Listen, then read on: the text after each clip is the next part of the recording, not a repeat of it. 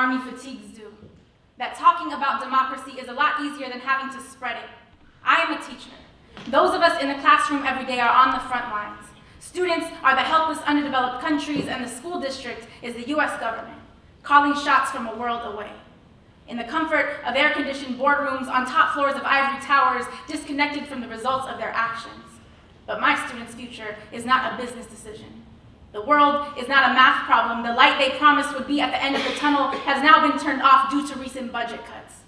The problem with turning education into a commodity is that sooner or later everyone will have a degree, and yours won't be worth shit.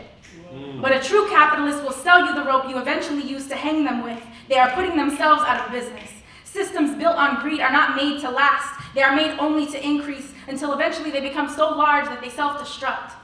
The only difference between students and soldiers is the amount of blood they see. On April 23rd, 1971, thousands of decorated Vietnam vets gathered outside the US Capitol building. For 2 hours, they demonstrated their conviction by ceremoniously ripping off their service ribbons, Purple Hearts, Medals of Honor, and throwing them back over the fence in shame. Turns out, award ceremonies don't treat post-traumatic stress disorder. Just like graduation ceremonies don't erase institutionalized racism. The money used to turn bronze medal and red, white, and blue fabric into the glorification of war could have easily been used to pay for proper therapy or to bring VA hospitals back into the century, but the US government and the public education system have a lot in common. They are not concerned with common sense. They act only in the interest of their shareholders. Just ask either of them to balance their budgets. The numbers will never add up because they will never have to. Systems created to produce profit will only ever know how.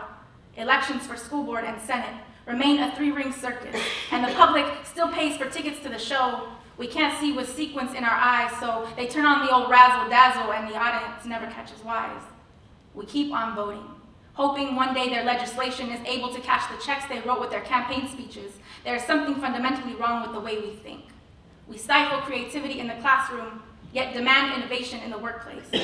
Say we value compassion, but must warn our children about how cutthroat the real world is. Einstein once said, "You cannot solve a problem using the same thinking that created it." But this country is the same kind of place that will regard Einstein as a man of genius, marvel at his brilliance, and then refuse to take his advice. Systems that place profit over people cannot last. There's a danger in accepting them as they are, a danger in remaining silent. The disintegration of social institutions causes mighty empires to fall from within. If you don't believe me, just ask the Romans. If you don't believe me, just watch. Ooh.